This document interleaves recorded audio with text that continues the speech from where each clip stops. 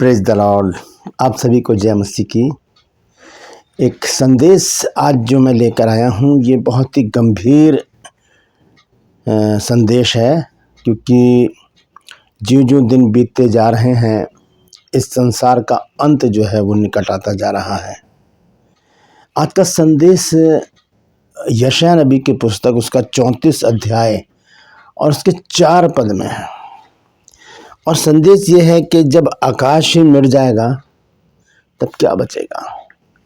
बहुत गंभीर और एक भयानक या डराने वाली भविष्यवाणी इसमें लिखी है कि आने वाले दिनों में क्या होने वाला है। अगर ऐसा हो रहा है, क्योंकि बाइबल तो सच बताती है, और जब हम बाइबल को लेकर चलते हैं और बाइबल हमारे पास है तो ये सच्चाई की एक पुस्तक है, ये हमेशा सच बताती है। तो एक और सच मैं आज आपके सम्मुख लेकर आया हूँ, क्योंकि ये प्लेटफॉर्म ऐसा है जहाँ जिद है सच को फैलाने की।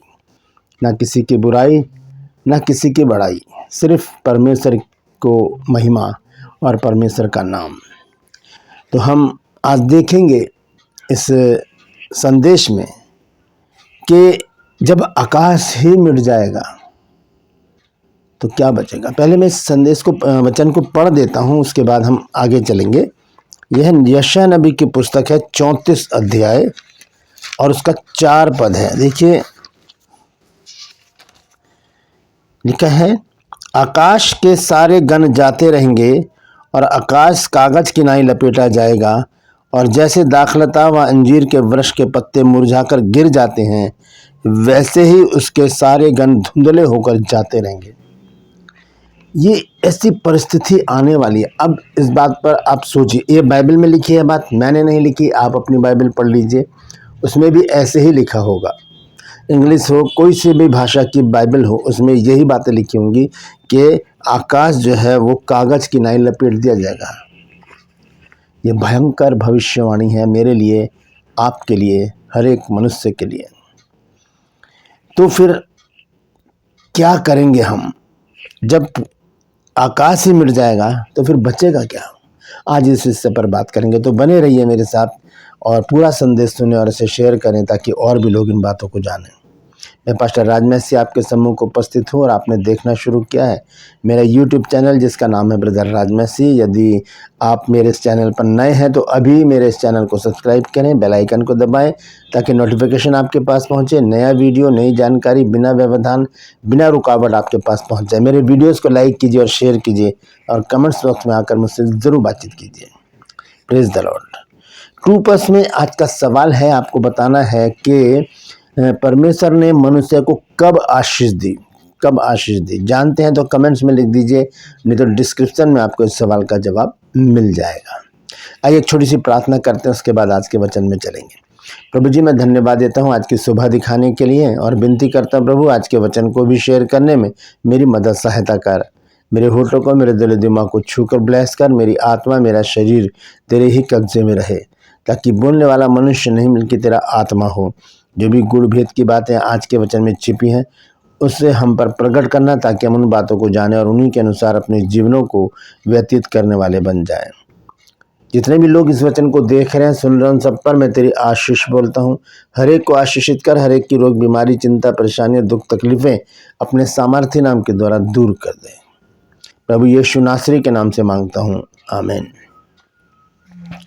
Praise the Lord. तो आइए आज के इस संदेश को हम शुरू करेंगे। संदेश बहुत गंभीर है और मैं चाहूँगा कि आप गंभीरता से इस संदेश को सुने और ध्यान से हर एक बात पर गौर करें, क्योंकि हम जानते हैं कि परमेश्वर का वचन सत्य है और इसमें जरा सा भी रत्ती भर भी झूठ नहीं है। तो हम देखते हैं कि आपने कभी सोचा है, आपने कभी विचार किया है इस बात पर कि जिस आकाश को हम अनंत समझते हैं कि ये कभी नहीं टलेगा, अगर वह भी एक दिन ख़त्म हो जाए तो क्या होगा। अगर ये आकाश भी एक दिन समाप्त हो जाए, हमारे सामने से आकाश को ऐसे कागज़ की तरह, जैसे मैंने अभी वचन में पढ़ा है, ऐसे कागज़ की तरह लपेट दिया जाए तो क्या होगा। कि हम तो आकाश को स्थायी समझते हैं, ये तो कहीं जा नहीं सकता, लेकिन इसे तो परमेश्वर ने बनाया है, परमेश्वर के हाथ में सब कुछ है। वो किसको बनाता है, किसको मिटाता है, परमेश्वर ही जानता है। तो जब परमेश्वर ने आकाश को बनाया है तो एक दिन उसका भी अंत होगा। सृष्टि की हर एक चीज का अंत है, कोई स्थायी नहीं है, मनुष्य भी, हर एक चीज का अंत है। तो अब वो समय आ चुका है कि हम सतर्क हो जाएं, अपने आप को सजाएं संवारें परमेश्वर के आगमन के लिए। और यशाया 34 अध्याय को जब हमने पढ़ा है कि परमेश्वर क्या करने जा रहा है, आइए उसको फिर एक बार पढ़ते हैं कि वहां पर लिखा क्या है।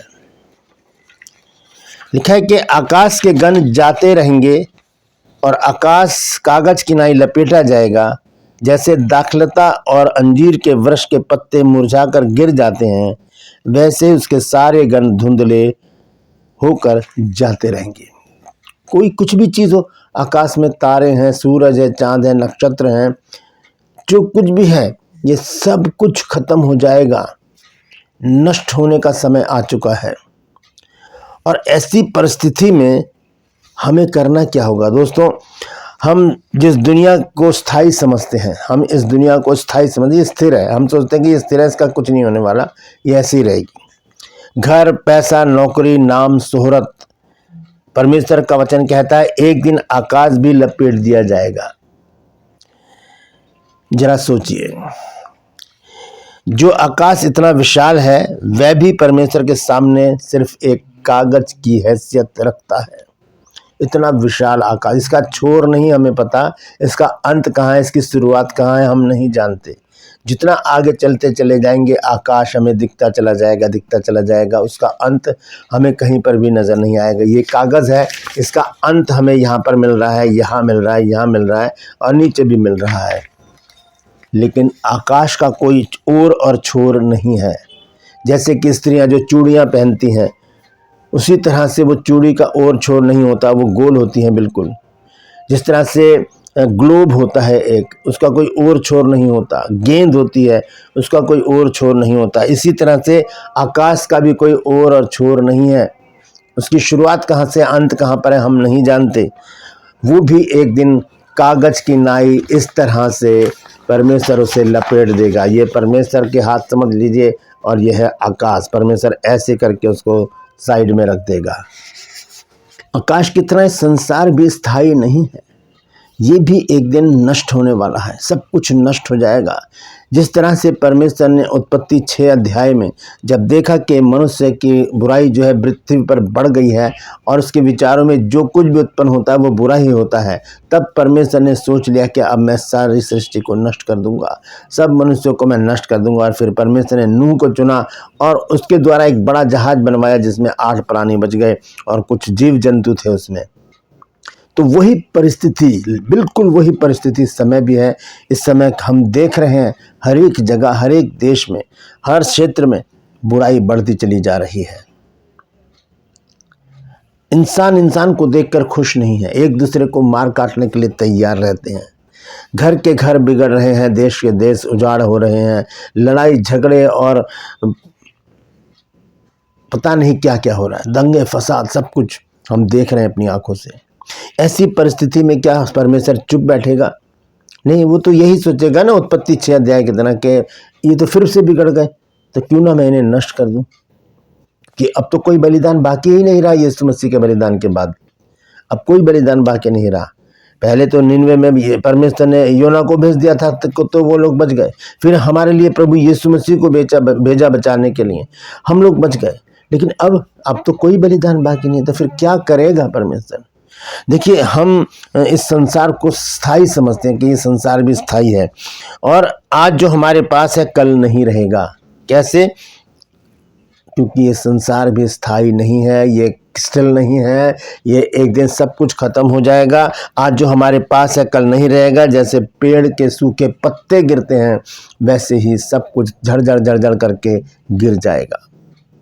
जब हवा चलती है पत्ते क्या होते हैं, वो सूखे पत्ते नीचे गिर जाते हैं। इसी तरह से आकाश, पृथ्वी उसके आकाश के गण, पृथ्वी के सब कुछ चीज़ें, जो कुछ भी हम देख रहे हैं, हम जिन्हें स्थायी समझते हैं आज, वो सब नष्ट होने वाला है। वैसे ही ये दुनिया भी एक दिन समाप्त हो जाएगी, इसका भी अंत हो जाएगा। तो फिर हम किस पर भरोसा करें, किस बात पर हम भरोसा करें? देखिए, मैंने कुछ बातें लिखी हुई हैं जो मैं आपको पढ़कर बताऊंगा। हम देखेंगे परमेश्वर के न्याय के बारे में। ये वचन हमें चेतावनी भी देता है। जो वचन हमने पढ़ा है यशायाह 34 अध्याय के 4 पद को, ये वचन हमें चेतावनी भी देता है, एक दिन परमेश्वर न्याय करेगा, हर कर्म का हिसाब होगा, हर कर्म का हिसाब होगा। इसलिए आज समय है अपने जीवन को परमेश्वर के साथ ठीक करने का। परमेश्वर के साथ हमारे संबंध जो है वो मृदु भाव के हों, परमेश्वर से हमारे संबंध सुधरे हुए हों, ताकि जब भी हम पुकारें वो हमारी सुन ले। जब भी हम उसकी ओर हाथ बढ़ाएं और अपने हाथों को उठाकर उससे प्रार्थना करें, तो वो कहे कि बेटा, मेरी बेटी, मैं तेरी सुन रहा हूँ। क्योंकि सारी परिस्थितियां हमारे विपरीत जा रही हैं, संसार अंत की ओर बढ़ रहा है, हर एक पल हमारे लिए बहुत डेंजरस होता चला जा रहा है, बहुत खतरनाक बातें हमारे सामने दिख रही हैं। घर के घर, देश के देश, राज्य के राज्य नष्ट होते चले जा रहे हैं। लोगों में प्यार मोहब्बत नहीं रहा। क्यों? आइए उसके लिए एक वचन देखेंगे हम। मत्ती रचित सुसमाचार 24 अध्याय और उसका 12 पद। यहाँ पर लिखा है, 12 और 13 पद लिखा है, और अधर्म के बढ़ने से बहुतों का प्रेम ठंडा हो जाएगा, परंतु जो अंत तक धीरज धरे रहेगा उसी का उद्धार होगा। अधर्म के बढ़ने से, अधर्म तो बुरी तरह से बढ़ चुका है, 101% अधर्म बढ़ चुका है। इस वचन के अनुसार लिखा है कि और अधर्म के बढ़ जाने से बहुतों का प्रेम ठंडा पड़ जाएगा। आपसी प्रेम भी और परमेश्वर से भी प्रेम ठंडा पड़ जाएगा। सब अपने आप अधापी में लग जाएंगे, अपने प्रतिष्ठा के लिए, अपने को अमीर बनाने के लिए, अपने आप को ऊंचा दिखाने के लिए, अपनी भलाई के लिए लोगों ने जीना शुरू कर दिया है। वो वचन सच साबित हो रहा है। मत्ती रचित सुसमाचार 24 अध्याय के 12 पद के अधर्म के बढ़ने से, क्योंकि अधर्म जो है वो बढ़ चुका है। मनुष्य के मन में फिर से विचार जो हो रहे हैं वो गलत ही आ रहे हैं। अधर्म के बढ़ने से बहुतों का प्रेम ठंडा पड़ जाएगा, परमेश्वर से भी और मनुष्यों से भी। लेकिन 13 पद हमें बताता है कि जो अंत तक धीरज धरे रहेगा उसी का उद्धार होगा। तो अंत तो अब आने वाला है, क्योंकि परमेश्वर का न्याय सिंहासन लगने वाला है। प्रभु यीशु मसीह आने वाले हैं और न्याय बहुत जल्दी होने वाला है। इसलिए आज समय है हमारे पास कि हम अपने जीवन को परमेश्वर के साथ ठीक कर लें। मैं आपको बताना चाहता हूं कि सब कुछ मिट जाएगा, हर एक चीज़ खत्म हो जाएगी। कोई भी चीज़ हमारे पास जो भी है, एक सुई से लेके पूरे विश्व तक सब कुछ नष्ट होने वाला है। लेकिन 3 चीज़ें ऐसी हैं जो स्थिर रहेंगी, स्थायी रहेंगी। वो क्या है? सबसे पहली चीज़ है हमारा परमेश्वर। वो स्थायी है, वो अमर है, वो अजर है, वो कभी ना मिटने वाला एक परमेश्वर है। वो ऐसी शख्सियत है जिसे कोई कभी मिटा नहीं सकता, ना किसी की हैसियत है कि उसकी तरफ उंगली भी उठाए। पहली बात परमेश्वर। दूसरी बात है परमेश्वर का वचन। ये वचन, इसे भी कोई मिटा नहीं सकता। बहुत कोशिश की लोगों ने परमेश्वर के वचन को मिटाने की, लेकिन ऐसा भी नहीं हो पाया। और तीसरी चीज़ है मेरा और आपका और हर एक विश्वासी का विश्वास। ये विश्वास जो है वो स्थिर रहेगा और इस विश्वास को कोई भी तोड़ नहीं सकता। कोशिशें की जाएंगी, भरमाया जाएगा, हमें डराया जाएगा, विरोध किया जाएगा, हमारे विश्वास को अविश्वास में, अल्प विश्वास में, अंधविश्वास में बदलने की कोशिश की जाएगी। लेकिन अगर हमारा विश्वास प्रभु यीशु मसीह के ऊपर अटल विश्वास है तो हमें कोई भी डिगा नहीं सकता। तो ये तीनों चीज़ें हमारे लिए स्थायी हैं, बाकी सब चीज़ें खत्म होने वाली हैं। यशायाह 34 के 4 पद के अनुसार यहाँ पर लिखा है कि आकाश जो है वो कागज़ की नाई लपेट दिया जाएगा। प्रभु यीशु मसीह ने क्या कहा, आइए उस वचन को हम देखेंगे। यीशु मसीह ने कहा कि आकाश और पृथ्वी टल जाएंगे पर मेरी बातें कभी नहीं टलेंगी। यीशु मसीह ने क्या कहा कि आकाश और पृथ्वी सब टल जाएंगे, मेरी बातें, यानी कि ये वचन जो है ये कभी भी नहीं टलेगा। हालेलुया। तो हमें क्या करना चाहिए इन अंतिम दिनों में, हमें किस प्रकार का जीवन जीने की ज़रूरत है। अगर आज आपका जीवन परमेश्वर से दूर है तो यही सही समय है लौटकर परमेश्वर के पास आने का। यही सभी समय, अभी भी हमारे पास समय है कि हम लौटकर खुदा के पास आ जाएं और संसार को नहीं, हम यीशु मसीह को पकड़ लें। हालेलुया। संसार के पीछे नहीं, हम यीशु मसीह के पीछे चलें। संसार से प्रेम नहीं, हम यीशु मसीह से प्रेम करें, क्योंकि यीशु मसीह सांसारिक नहीं है। यीशु मसीह एक आत्मिक शख्सियत है जो कभी ख़त्म नहीं होती। आत्मिक चीज़ें कभी ख़त्म नहीं होती। संसारिक हो, दुनियावी हो या शारीरिक चीज़ें हों, वो सब नष्ट हो जाएंगी। जो कुछ भी हम देख रहे हैं ये सब खत्म हो जाएगा। इसलिए हमारे पास समय है अभी कि हम अपने जीवन को बदलें, पश्चाताप करें, परमेश्वर के निकट आ जाएं। आइए एक छोटी सी प्रार्थना करते हैं। प्रभु, हम धन्यवाद देते हैं आज के सुंदर वचन के लिए। मैं विनती करता हूँ प्रभु जी, हमें संसार के पीछे नहीं, अपने पीछे चलने की समझ बुद्धि ज्ञान दे, ताकि प्रभु जी हम तेरी महिमा करें, तेरे नाम को ऊंचा उठाएं, हम घटें और तू हमें बढ़ता चला जाए। यीशु नासरी के नाम से मांगते हैं, आमीन। Praise the Lord. परमेश्वर इन वचनों के द्वारा हम सबको आशीष दे। अगर यदि इस संदेश से आपको आशीष मिली है तो मेरे चैनल को सब्सक्राइब करें, इस वचन को शेयर करें, लोगों तक पहुंचाएं और कमेंट्स बॉक्स पर आकर मुझसे ज़रूर बातचीत करें। मुझे बताएं कि आज इस संदेश से आपने क्या सीखा है। Praise the Lord. परमेश्वर आप सबको आशीष दे। 2+ में आज का सवाल है, आपको बताना है कि परमेश्वर ने मनुष्य को कब आशीष दी। जानते हैं तो कमेंट्स में लिख दीजिए, नहीं तो डिस्क्रिप्शन में आपके सवाल का जवाब मिल जाएगा। आज के लिए बस इतना ही। फिर मिलूंगा एक नए संदेश के साथ, एक नया वीडियो लेकर। तब तक के लिए मुझे इजाज़त दीजिए, लेकिन अपना और अपनों का ख्याल रखिए और याद रखिए कि संसार का अंत निकट है। हमें अब परमेश्वर के योग्य अपने जीवन को जीने की ज़रूरत है। Praise the Lord. परमेश्वर आप सबको आशीष दे।